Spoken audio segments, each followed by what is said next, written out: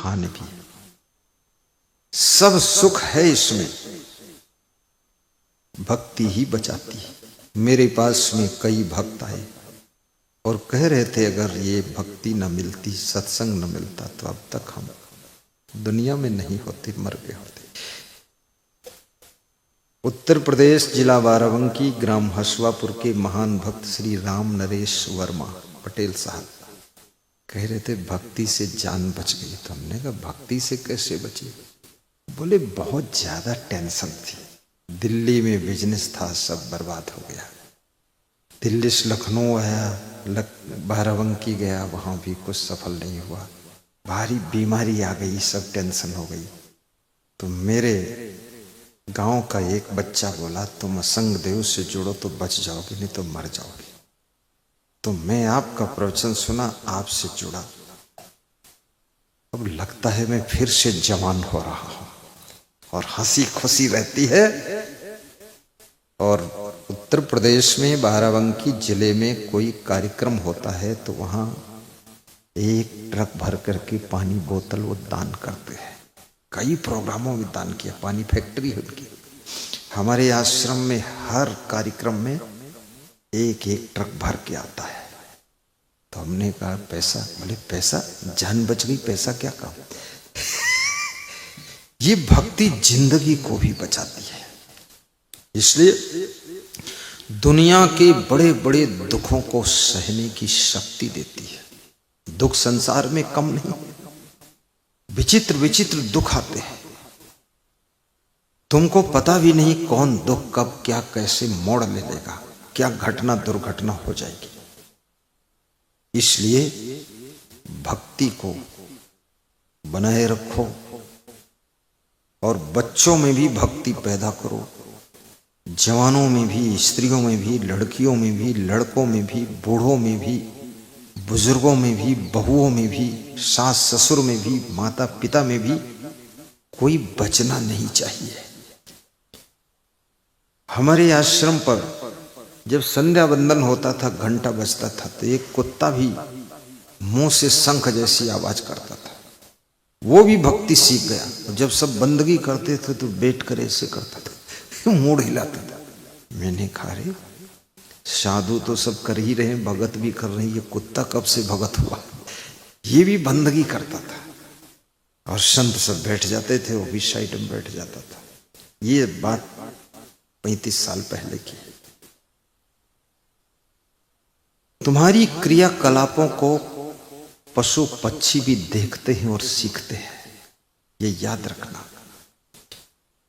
और तुम्हारे क्रियाकलापों को तुम्हारे घर के बच्चे बहुत अनुकरण करते हैं।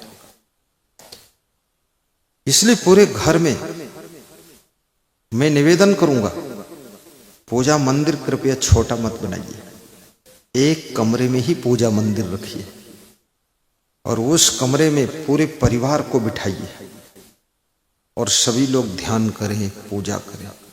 और उसी कमरे में तुम योगा भी करो, ज्यादा टाइम नहीं, 15 मिनट करो। उसी कमरे में लेटे लेटे ध्यान भी करो और उसी कमरे में भाई भाई सलाह भी करो क्या करना है। वो पवित्र कमरा है, भक्ति का कमरा है, पूजा का कमरा है, पूजा कक्ष है। और उस कमरे में गुरु का भी फोटो लगा दो और जिसको इष्ट देव मानते हो उसका भी लगा दो, कबीर साहब है या जो आपका साहब हो, भगवान का। लेकिन चित्र महान पुरुषों का, गुरु का घर में होना चाहिए। गुरु का चित्र भी बहुत शक्ति रखता है। चित्र तो कागज के ऊपर है लेकिन जिंदा लोगों के चरित्र को प्रभावित करता है। ये सोचना, चित्र में वो शक्ति है कि आपके चरित्र को हिला देता है। ये मोबाइल में क्या हो रहा है, चित्र ही तो आ रहे हैं और कुछ थोड़े चलचित्र आ रहे हैं। और वो चित्र देख देख करके कितनों के चरित्र नष्ट हो रहे हैं। वो चित्र देख देख करके कितने लोगों ने चरित्र खो दिया। हीरो हीरोइन के चित्र, अर्ध नग्न चित्र, पूरे नग्न चित्र। अरे इतने दुष्ट लोग हैं, इतना अकल नहीं है। मनुष्य ऐसे ही इसका मन बड़ा तेज है, चंचल है, ऊपर से नंगा नंगा फोटो चित्र उसमें डालते हो वीडियो बना के, बेशर्मी। इस पर तो बैन लगना ही चाहिए। प्रधानमंत्री नरेंद्र मोदी से भी व्यास गादी कह रही है ये नंगवा लोगों के चित्र बंद करो। सब भैंसी नंगी घूम रही, गायें नंगी घूम रही, बैल नंगे घूम रहे, बंदर नंगे घूम रहे, कुत्ते बिल्ली नंगे घूम रहे, इसमें कौन बहादुरी है? अरे कोई जानवर हो क्या? मनुष्य की शोभा, नर नारी की शोभा सुंदर मर्यादित वस्त्र पहनकर रहने में है। जो मर्यादित वस्त्र पहनता है वही परम वंदनीय होता है, महान होता है।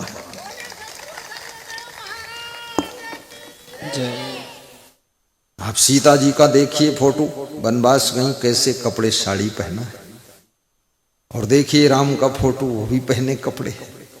अरे थोड़ा शरीर को ढक के रखो। ये जीवन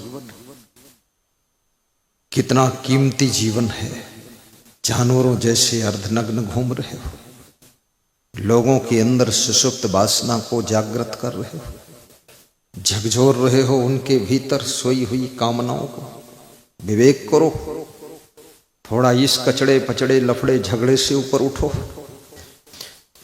तो भक्ति हमारे जीवन को श्रृंगार बना देती है, भक्ति बहार बना देती है, भक्ति त्योहार बना देती है, भक्ति बालक को होनहार बना देती है, और भक्ति हमारे आचार विचार को भी शुद्ध कर देती है, और भक्ति हमारे व्यवहार को भी आकर्षक बनाती है, और भक्ति हमारी जिंदगी को बंदगी में बदल देती है, बंदगी में बदल देती है। थोड़ा जोर से ताली बजाना। हाँ, बहुत अच्छा, बहुत अच्छा। तो कबीर साहब क्या कहते, भक्ति कहां से मिलती है? संतो भक्ति शतो गुरुवाणी, संतो भक्ति शतो गुरुवाणी,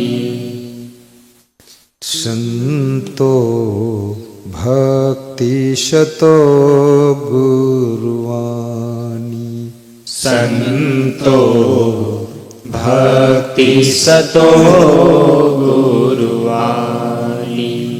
नारी एक पुरुष दोई जाया, नारी एक ही पुरुष दोई जाया, बूझो पंडित ज्ञानी। संसार की स्त्रियां संतो दो पुरुष नहीं, भक्ति सभी पुरुषों गुरुवाणी, और सभी स्त्रियों को, बेटों को, बेटियों को जन्म देती है। लेकिन ये ऐसी नारी है जिसने केवल और केवल दो पुरुष पैदा किया, कोई लड़की नहीं पैदा किया, केवल दो पुत्र हुई, पुत्री हुई ही नहीं, स्त्री पैदा ही नहीं हुई। ये ऐसी नारी, कौन नारी, क्या नाम इसका, थोड़ी देर में बता रहा हूं। नारी एक पुरुष दोई जाया, नारी एक पुरुष दोई जाया, बूझो पंडित ज्ञानी, संतो भक्ति शतो गुरुवाणी, संतो भक्ति शतो गुरुवाणी। कबीर साहब कहते, हे ज्ञानियों, हे पंडितों, हे विद्वानों, हे मनीषियों, हे विचारकों, बूझो, बूझो पंडित ज्ञानी, बूझो, समझो, बताओ, विचार करो, ये कौन नारी है? कबीर साहब ऐसा क्वेश्चन कर देते, ज्ञानी भी घबरा जाए, पंडित भी डर जाए, विद्वान भी हिल जाए। कबीर साहब कहते हैं, इस नारी का नाम बताओ। और फिर कहते हैं 2 पुत्र जो जन्माया उन पुत्रों के नाम बताओ। कौन है वो पुत्र? देखो बड़ी रूपक अलंकार की कहानी है। अभी अभी सब खोलूंगा मैं, पूरा पन्ना खोल ही रहा हूं। नारी एक पुरुष दोई जाया। संसार की नारियां सभी पुरुषों को, सभी स्त्रियों को, बेटियों को जन्म देती, लेकिन ये स्त्री कुछ अलग ढंग की नारी है। ये केवल 2 पुरुषों को जन्म दिया है। कौन 2 पुरुष, कौन नारी? बूझो पंडित ज्ञानी संतो भक्ति सतो गुरु आनी। सबको तिलक लग रहा, संतो धर्म का तिलक है, भक्ति सेवा का सतो तिलक है। गुरु आनी। कई भक्त तिलक की थाल में अपनी दक्षिणा भी अर्पित कर ले, जीवन धन्य होगा। दान किए धन ना घटे। साहिब बंदगी बोलो, कहो साहिब। साहिब बंदगी। प्रेम से तिलक लगवाना। एक नारी ने पूछा स्त्रियों को तिलक लगवाना चाहिए कि नहीं? तो हमने कहा ये पूछो स्त्रियों को भोजन खाना चाहिए कि नहीं। भले नहीं पूछूंगी, तुम कहीं बोल दोगे नहीं खाना चाहिए तो हमने कहा तो तिलक क्यों पूछ रही हो? स्त्रियों को सोना चाहिए कि नहीं? बिल्कुल नहीं सोना चाहिए। रात में पेड़ पे चढ़ के बैठी रहना चाहिए। अरे स्त्री पुरुष तो शरीर है, तिलक तो सब लगा सकते हैं। ये धर्म का तिलक है, ये कौन तिलक है? ये साधारण तिलक थोड़े है। इसलिए माताओं बहनों को भी प्रेम से तिलक लगवाना चाहिए। हाँ, बस ये शर्त है, माताओं बहनों के तिलक कोई माता बहन ही लगाना चाहिए, और पुरुषों के तिलक पुरुष ही लगाना चाहिए। हाँ, ये भी शर्त है, कभी आपके घर गुरुजी आ गए तो गुरुजी को तिलक पति पत्नी दोनों लगा सकते हैं, लेकिन गुरुजी के वो रंग नहीं लगाना चाहिए जो कंकुम होता ना, वो सब पगड़ी कपड़ा गंदा हो जाता है। फिर धर के तो लाना चाहिए, थाली में दिखा देना चाहिए तुम्हारे लिए आया है, कपड़े खराब होंगे इसलिए बचा दिया आपको, यह है आपके लिए। और आरती कर लेना चाहिए। और आरती जब करो तो अगर आप पति पत्नी हैं, मौजूद हैं जोड़े से, तो दोनों एक साथ आरती की थाल पकड़कर आरती ऐसे घुमाना चाहिए। और यदि नहीं है तो अकेले कर लो। और यदि भीड़ ज्यादा है, आरती बहुत लोग करने वाले हैं, तो एक आरती की थाल में 5-5, 7-7 लोग हाथ लगा लो, मिल के घुमा दो, और फिर दूसरों को दे दो, तुम पीछे हो जाओ, सामने जगह खाली हो जाए, ताकि वो लोग खड़े होकर आरती करें। कितने लोग आरती कर लेते हैं, वहीं खड़े रहते हैं। अब आरती थाल पीछे हो गई तो लोग उनकी पीठ की आरती कर रहे हैं, अब गुरु के आगे वो खड़े। अब उनको तजुर्बा नहीं, हटते नहीं है। अब लोग कहते हटो, तो ऐसे ऐसे करते रहते वही हैं। हट जाओ वहां से। आरती के बीच में खड़े होने वाले को पाप लग जाता है। आरती के सामने मत खड़े हो, घूमने दो आरती भाव के साथ। आरती करने से जीवन में दुख का अंधेरा नहीं रहता है। आरती प्रकाश का प्रतीक है। और हे गुरुदेव, हम आपको दीपक जलाकर दिखा रहे हैं, आप मेरे भीतर ज्ञान का दीपक जलाकर ज्ञान की रोशनी दिखा देना। ये शिष्य भाव से मांगता है कि हम तो बाहर दीप जलाकर आपसे याचना कर रहे हैं कि हमारे भीतर ज्ञान का दीप जला दो, अंधकार अंदर का मिट जाए। और चंदन की शक्ति देखिए, चंदन लगा करके आप शराब की दुकान पर जाने की हिम्मत नहीं जुटा सकेंगे। चंदन लगा हो, कंठी माला पहने हो आप, तो जा करके मांस की दुकान पर बाजार में मांस खरीदने में भी आप हिम्मत नहीं जुटा पाएंगे। फिर चंदन हैंड पंप में धोगे जाकर, तब हिम्मत पड़ेगी अब शराब खरीदे, मांस खरीदे। ये चंदन भी इतना ब्रेक लगाता है। कुछ लोग कहते हैं चंदन लगाने से क्या होता है, लगा कर देख लो ना, जो होता होगा हो जाएगा तुमको, इसमें कौन खर्चा है, आओ हम लगा दें, जो होना होगा हो जाएगा तुमको, जो होता होगा वही हो जाएगा। पूछते क्या हो, क्या होता है? बहुत कुछ होता है, कपड़ों से भी होता है, बहुत फर्क पड़ता है। जैसे मैंने ये साधु जैसी वेशभूषा पहन ली, इससे बहुत फर्क पड़ गया। मेरा मन जानता है कि साधु जैसी वेशभूषा पहना हूं, मेरा मन जानता है। और दूसरे भी देखते हैं तो वो भी जान जाते हैं ये साधु जैसा है, कोई साधु है, महात्मा जैसा दिख रहा है, पगड़ी बांधे है, हाँ महात्मा तो ठीक है, ये बड़े साफ कपड़ा पहने हैं, साधु बाबा है। ए बाबा सीताराम, बाबा जय श्री राम, बाबा राधे राधे, बाबा साहेब बंदगी, ऐसे बोलते हैं लोग। साधु को बाबा भी कहते हैं, उम्र भले ही उसकी छोटी हो, 10 साल की हो, पर बाबा, ये बाबा भी भाषा है एक साधु को बोलने की। लेकिन साधु को साधु भी कहते हैं, साहब भी कहते हैं, संत भी कहते हैं, महात्मा भी कहते हैं। और संत महात्मा की ड्रेस जब पहनता है व्यक्ति ना, तो उसका मन 24 घंटे ये भान में रहता है, भाव में रहता है कि मैं साधु का कपड़ा पहना हूं। अब साधुओं की पंगत में बैठूं, कहां पर बैठूं, साधु की लाइन कौन है, वो साधु की लाइन में बैठ जाता है। वो फिर समझ जाता मुझे बैठना कहाँ है। हाँ, तो ये कपड़ों का बहुत प्रभाव होता है, इसलिए मैंने कपड़ा बदला। लोग कहते हैं अरे अंदर से मन साधु होना चाहिए, वो बाहर से कपड़ा बदलने से क्या होता है, क्यों नहीं होता है? मन साधु हो गया है तो तुम साधु वाले कपड़ा पहनने में हिचकिचाते क्यों हो? आखिर तुम्हारे मन में कहीं न कहीं कमी कसर है, तभी तो हिचकिचाते हो। जब तुम्हारा मन साधु बन गया तो साधु वाले कपड़ा क्यों नहीं पहनते हो? बात क्या है, कारण क्या है, बताओ क्यों नहीं पहनते हो? चलो पहनो तुरंत।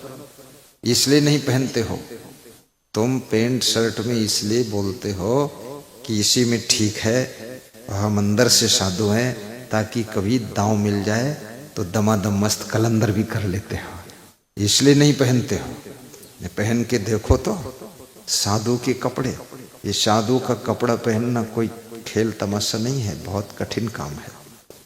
हाँ, अब कुछ लोग ऐसे भी हैं भीख मांगने वाले, वो भी साधु जैसी वेशभूषा बना लेते हैं, लाल कपड़ा पहन लेते, पीले कपड़ा पहन लेते, पगड़ी बांध लेते, माला वाला बहुत लटका लेते हैं। तो आडंबरी लोग भी है इसमें, ऐसा नहीं है। क्योंकि खेत में तुम फसल बोते हो गेहूं, लेकिन घास भी उगती है उसमें। तो साधु तो अच्छे अच्छे भी हैं, ये तो फसल है, लेकिन इनके बीच में नकली साधुओं की घास भी उगती है। तो वो सब लपेट लपाट के कपड़ा और बोलते रहते हैं जय श्री कृष्णा, जय श्री कृष्णा, है वो खुद ही कंस पूरा और कपड़ा लपेटे है। तो इसलिए कबीर साहब कहते हैं मन न रंगाए रंगाए जोगी कपड़ा। वो जोगी वो है जो मन को भी रंगाए और कपड़ा भी रंगे।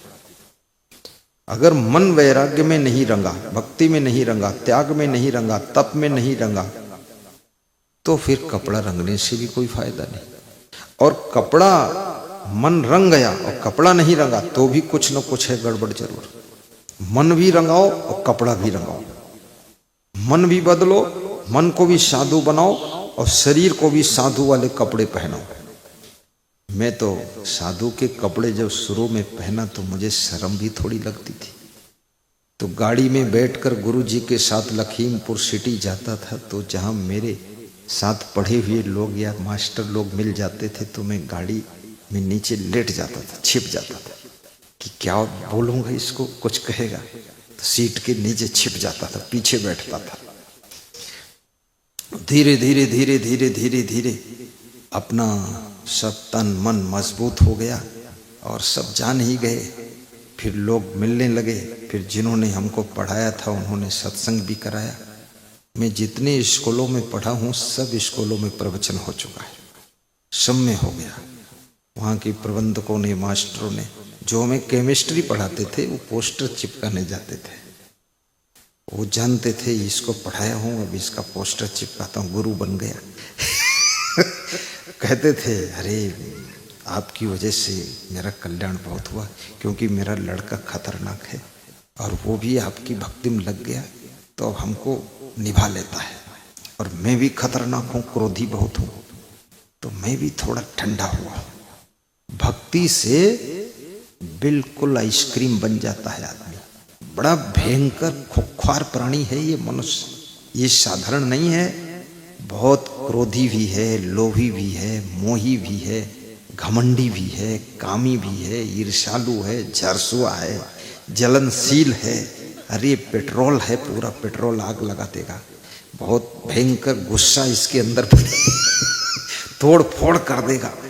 एक स्त्री कह रही थी हमारे पति जी आपका प्रवचन सुनते लेकिन क्रोधी इतने हैं, एक दिन टीवी नहीं चला, आपका प्रवचन 9 बजे आ रहा था शाम को, तो टीवी को सड़क पर उठाकर पटक पटक कर फोड़ डाला। तो हमने कहा भाई टीवी में कोई लीड वूड ढीली होगी, इसको फोड़ क्यों रहे हो? बोले इसको आज निपटा के ही मानूंगा, गुरु प्रवचन हो गया और हम सुन नहीं पाए। बोले दूसरे दिन नया टीवी लाए, तो इनको समझाओ थोड़ा ठंडे हो जाए। तो हमने कहा ठंडे हुए हैं, तुमको मालूम ही नहीं, टीवी को पटका है, फोड़ा है। अगर ठंडे ना होते तो तुमको पटक पटक के तुम्हारी खोपड़ी फोड़ते। तो बोली हाँ ये बात तो है, पहले लगा देते थे हमारे, अब नहीं कुछ करते, ठंडा हो गया। तो ये भक्ति कामी, क्रोधी, लोभी, मोही, ईर्ष्यालु, झरसुआ, निंदक का भी सुधार करती है। ये छोटी मोटी चीज नहीं है। कितने बेविचारी लोग भी संयम नियम की राह पर चलने लगे भक्ति के प्रभाव से। जो अज्ञान बस पाप हो गया सो हो गया, बाकी जिस दिन से जिंदगी संभाला है, अब जिंदगी में कोई गलती नहीं, कोई नशा नहीं, कोई गलत काम नहीं। अब ऐसे जी रहे हैं जैसे देवी देवता जिंदगी जीते हैं और उनकी जिंदगी में फूल बरस रहे हैं, सुख शांति के फूल। एक सज्जन कह रहे थे जब भक्ति में नहीं लगा था मैं और प्रवचन नहीं सुनता था तो मैं माँ से अकड़ जाता था और माँ को आंख दिखा देता था और हाथ उठा लिया एक दिन माँ के ऊपर। बोले लेकिन अचानक आपका प्रवचन टीवी में देखा 9 बजे रात को, अरे तो बहुत पाप हो गया। माँ के ऊपर हाथ उठाना, बस क्षमा मांगा, माँ के पैर छुआ और माफी मांग लिया।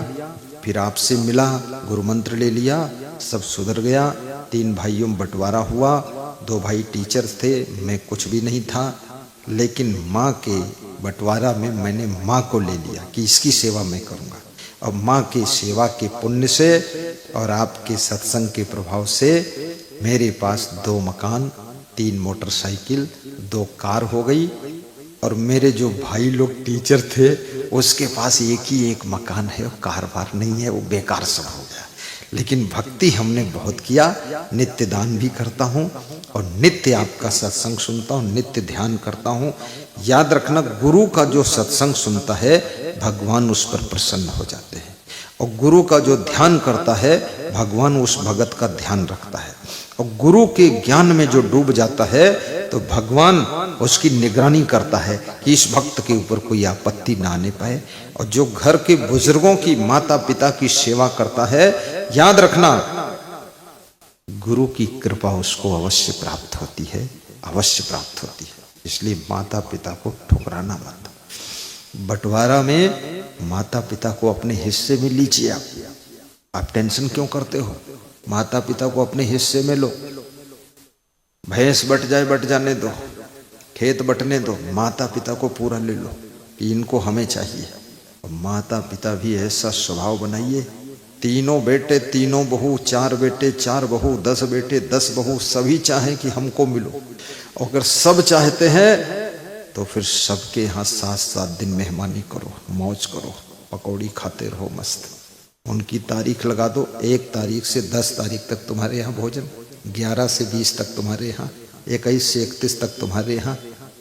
बस वो इंतजार करेंगे, अब हमारी तारीख आ गई है, तारीख सेट कर दो। और बता दो। तो पूछेंगे क्या बनवाएं आपके लिए? बोल दो जो तुम बनाते हो वही हम खाएंगे, हमारे लिए स्पेशल कुछ नहीं चाहिए। और जैसा हम खाएंगे सब वही, खिचड़ी खा लेंगे, थोड़ा दही खा लेंगे, थोड़ा दाल चावल सब्जी रोटी, बस और कुछ नहीं। फिर वो जो बनाए हंस के खा लो, और स्वाद बिल्कुल ना हो तो भी कहो अरे बहू ने बहुत अच्छा भोजन बनाया, क्या टेस्ट आया है, भले खाने में कष्ट हो रहा है, और मुस्कुरा कर बोलिए। ज्यादा नोक झोंक मत निकालो। लोग कुत्ते की सेवा कर लेते, बिल्ली की करते, खरगोश की करते, चिड़ियों की करते, तोता मैना की सेवा करते, पशु पक्षियों की सेवा करते, आदमी की सेवा क्यों नहीं कर पाते? क्योंकि आदमी नोक झोंक बहुत निकालता है। नोक झोंक कहता है नमक ज्यादा हो गया, कहीं बोलता मिर्चा कम हो गया, कहीं बोलता इसमें ये चुप रहो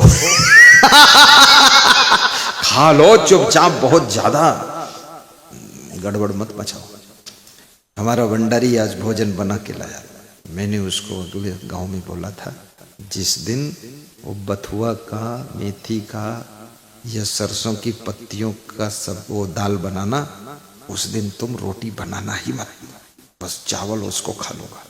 तो भी उसने प्रेम से सब्जी बना लाया आज। तो आज हमने मना कर दिया सब्जी भी मत बनाना, ये पत्ती सब्जी ही तो है, दाल में डाल दो, पका दो, खाली ये हो गया और चावल हो गया, बस 1 घंटे में बन गया। ज़्यादा आइटम खाने नहीं है। आइटम खाना होगा तो फिर क्या करूँगा जानते हो? तुम्हारे घर आऊँगा, आइटम वहाँ खा लूँगा। अपने भंडारे में बहुत आइटम खाओगे तो पता चले 4 बजे सब आइटम ही बन रहे, तब तक भगत सब एटम बम हो गया, बम बम भोले निकल गया।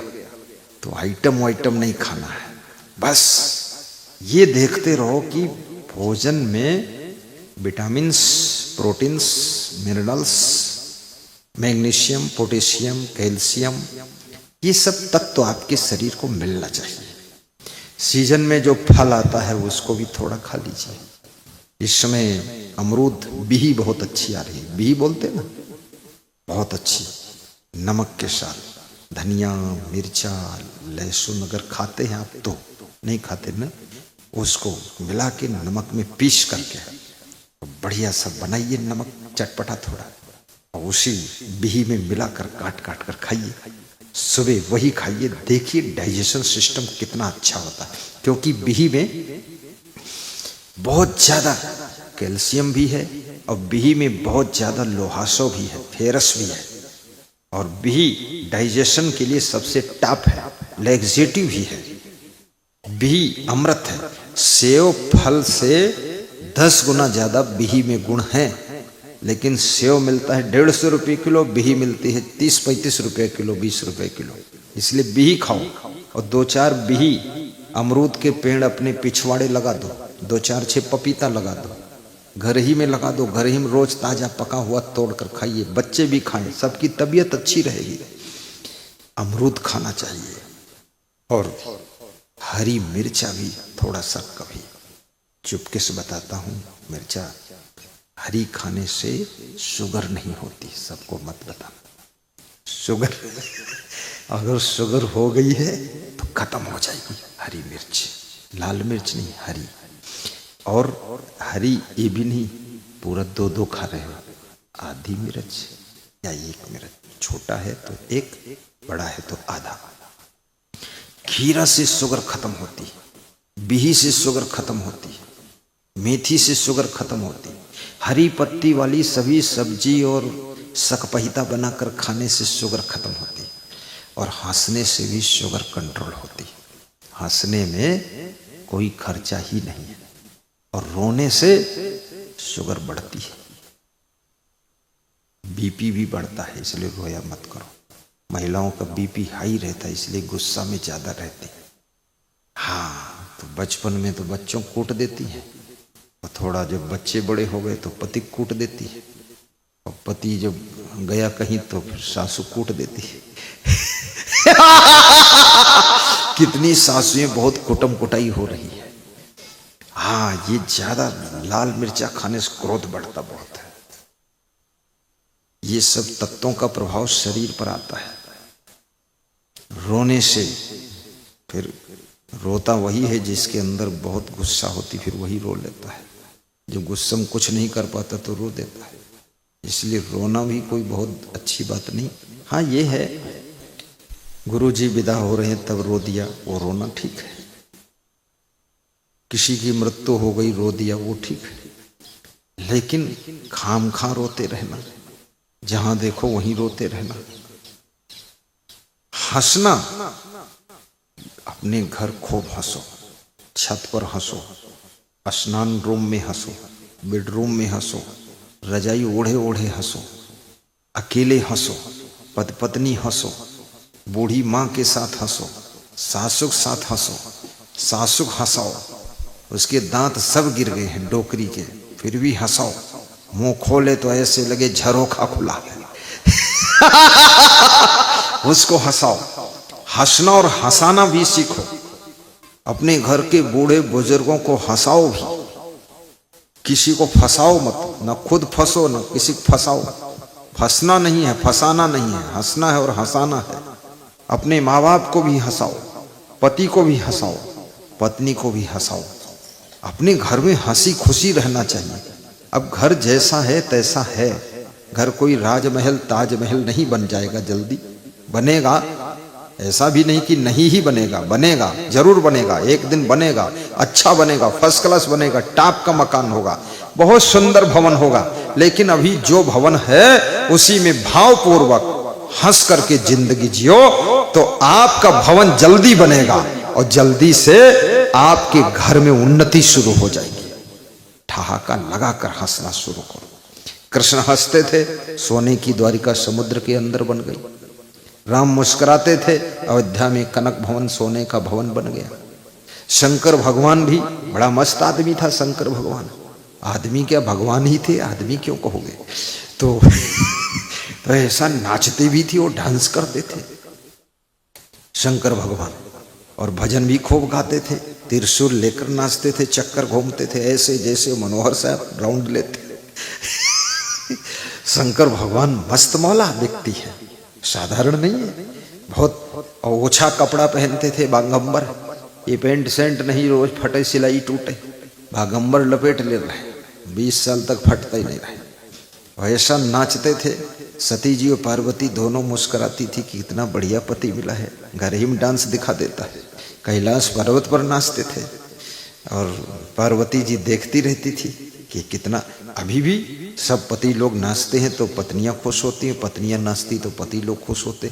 अब तो सभी लोग नाचते हैं, नाचने से कोई बचे ही नहीं, सब नाचने में होशियार है और अपनी अपनी मौज है। बाकी नाचना भी सबके बस का नहीं है, शर्म भी लगती नाचने में। लेकिन जो नाचने में जुट गए वो तो फिर नाच देंगे, शर्म वरम कुछ नहीं। बढ़िया, आज खूब नाचा है। बच्चों ने शुरू किया नाच, बच्चे नाचे, फिर बड़ी बड़ी लेडीज नाची, उसके बाद बड़े बड़े पुरुष भी जुट गए, नाच दिया। आनंद आ जाता है उनको, अपनी मस्ती में नाचते हैं वे लोग। उनकी खुद की मस्ती है इसलिए नाच देते हैं। मीरा घुंघरू बांध मीरा नाची, मीरा ने नाच दिया था। तो आपकी भक्ति में मस्ती होना चाहिए। तो मैं क्या सुना रहा था, मैं आपको सुना रहा था, एक ऐसी नारी है जिसने 2 पुत्रों को जन्म दिया।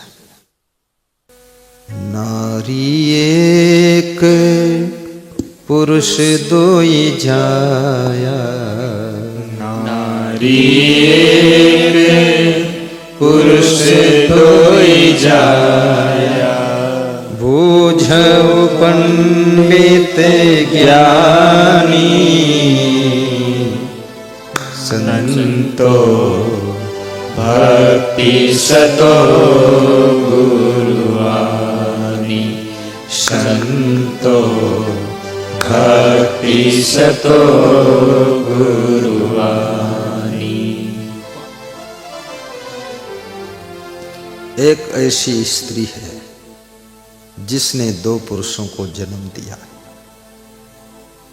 नारी एक पुरुष दुई जाया, बूझो पंडित ज्ञानी, हे पंडितों हे ज्ञानियों, बूझो समझो बताओ कौन सी वो नारी है, कौन से 2 पुरुष उसके द्वारा जन्म लिए। कबीर कहते हैं भक्ति रूपी नारी है। और भक्ति रूपी नारी ज्ञान और वैराग्य रूपी दो पुरुषों को जन्म देती। पुराणों में एक कथा लिखी हुई है। नारद जी भ्रमण करते करते मथुरा वृंदावन गए थे। वृंदावन में नारद ने यमुना के किनारे मथुरा में देखा एक स्त्री बैठी रो रही है। बूढ़ी स्त्री रो रही है। बुढ़ापे में दुख बहुत लगता है और जो बहुत रोता है उसको बुढ़ापा जल्दी आता है, और जो खुश रहता है उसको बुढ़ापा 10 वर्ष लेट आता है। जिसका मन बहुत दुखी रहता है 50 वर्ष में ही बूढ़ा हो जाता है। जिसके मन में बहुत चिंता, टेंशन, कलेश रहता है 40 साल में ही बूढ़ा जैसा दिखने लग जाता है। जिसका मन प्रसन्न रहता है, खुश रहता है, जिसका मन निश्चिंत रहता है, वो 80 साल में भी चमकता रहता है। इसलिए चिंता करके इस शरीर को मत जलाइए। कबीर साहब ने कहा है कि जज्जाई तन जियति न जारो, जो बन जारी युक्ति तन पारो, जो कछ युक्ति जानी तन जरे, ई घट ज्योति उजियारी करे। का खा गा घा अंगा, चाचा जाजा इया टटरा अड़ा। ऐसे ही हर अक्षर से कबीर ने ज्ञान लिखा है। ये बीजक ग्रंथ में ज्ञान 34 एक प्रकरण है, उसमें हर अक्षर से लिखा है। चच्चा चित्र रचो बड़ भारी, चित्र छोड़ी तय चेतु चित्रकारी। छा से ही बोल दिया पूरा, छा से बोला है। छच्छा आही छत्रपति पासा, छक किन रहु मेटी सब आसा। मैं तो ही छिन छिन समुझावा, खसम छाड़ी कस आप बंधावा। जज्जाई तन जियत न जारो, जो बन जारी युक्ति तन पारो। जो कुछ युक्ति जानी तन जरे, ये घट ज्योति उजियारी करे। झज्झा अरुझि सरुझि कित जान, अरुझन हीड़त जाई परान। मैं सुनाऊंगा कभी ज्ञान 34 आपको। आज तो संक्षिप्त लूंगा। दूसरा प्रसंग है जज्जा ई तन जियत न चारो। कबीर साहब कहते हैं, हे इंसान, हे भक्तगण, हे संत महात्माओं, इस शरीर को भूखा रखकर, प्यासा रखकर, उंघाड़ा रखकर, इस शरीर को गर्मी में तपाकर, 5 कुंड अग्नि के खोद कर, उसके ताप में तपाकर, इस शरीर को ठंडी में नदी में डुबाकर, एक पांव से खड़े होकर, हाथों को ऊपर ही 12 साल तक खड़े रखना। कबीर कहते हैं ये अज्ञानता के कारण तुम कर रहे हो, या लोक सम्मान प्राप्त करने के कारण भूलवश कर रहे हो। ये सब बंद कर दो, इसको मत करो। शरीर को जीवित जलाओ मत, दुखाओ मत, तपाओ मत, भूखा रखो मत, प्यासा रखो मत।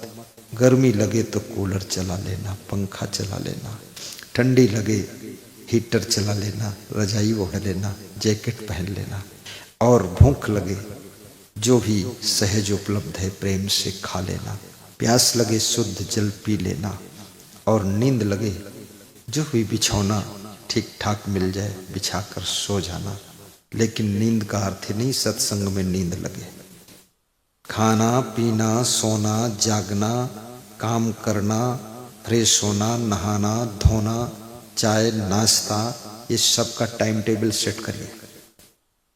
सभी ऑफिस 10 बजे खुलते हैं, शाम 4 बजे बंद हो जाते 5 बजे तक। 10 बजे से 4 बजे के बीच में नहाना धोना खाना पीना सोना ये सब बंद रहना चाहिए। काम करना है, ऑफिस में काम करने के लिए जाना है, बिजनेस में जाना है। सुबह दुकान खुलती है 9 बजे बंद होती है। अब तुम बीच में सोओगे खाओगे और खूब ये सब तिकड़म बनाओगे। सुबह उठिए, फट से नहाइए, नाश्ता करिए, खाइए पीजिए, जाइए दुकान खोलिए। भूख दुकान पर लग गई है, टिफिन में ले जाइए, थोड़ा फट से खा लीजिए जब ग्राहक कम हो, और फिर दुकान पर बैठिए और शाम को 9 बजे तक दुकान खोले रहिए, बैठे रहिए, देर तक रहिए। लास्ट ग्राहक की सेवा आपको करनी है और फर्स्ट ग्राहक की सेवा आपको करनी है। First customer and last customer को कष्ट नहीं होना चाहिए, वो आपको सेवा करनी है। जिसकी दुकान पर फर्स्ट कस्टमर को सामान मिल जाता है और लास्ट में भी मिल जाता है, उसकी दुकान के ग्राहक पक्के हो जाते हैं।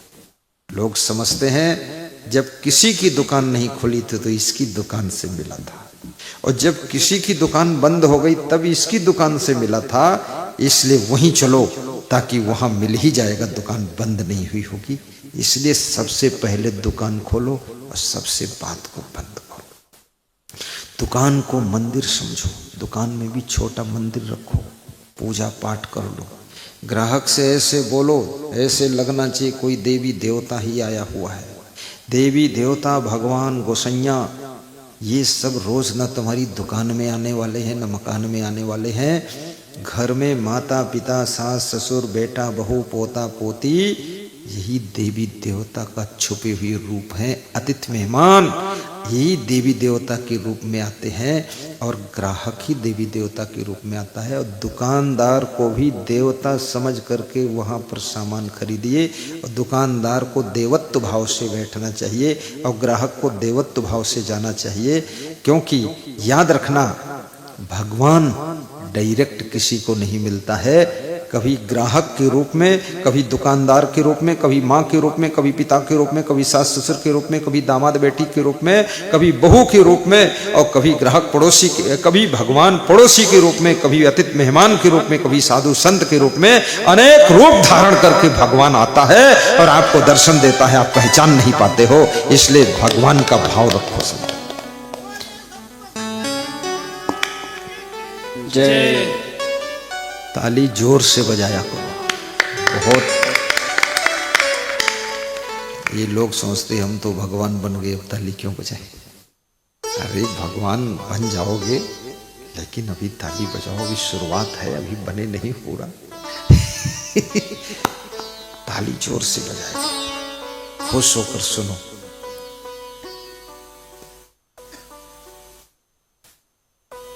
किसी के काम जो आए उसे इंसान कहते हैं। किसी के काम जो आए डायरी में नाम लिखो, उसे मोबाइल नंबर इंसान कहते हैं। किसी के काम जो आए उसे इंसान कहते हैं। किसी के काम जो आए उसे इंसान कहते हैं। राम के काम जो आए उसे हनुमान कहते हैं। राम के काम जो